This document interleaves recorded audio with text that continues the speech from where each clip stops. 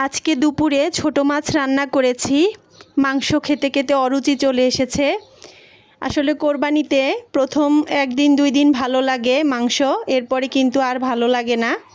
এখানে ছোট মাছ হাতে মেখে রান্না করব। ছোট মাছ সবসময় হাতে মেখে রান্না করলে ভালো লাগে।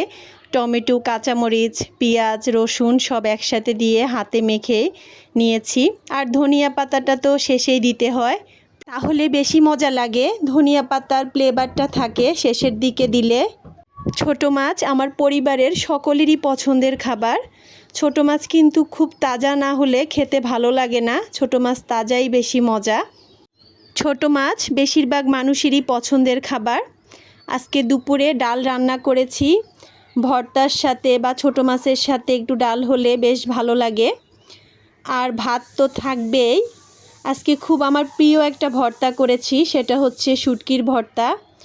শুটকির ভর্তা কার কার পছন্দ কমেন্ট করে জানাবেন। শিলপাটায় বেটে শুটকির ভর্তাটা করলে বেশ ভালো লাগে খেতে। এটা ছিল লইট্টা শুটকির ভর্তা। এই ছিল আজকে দুপুরের আয়োজন।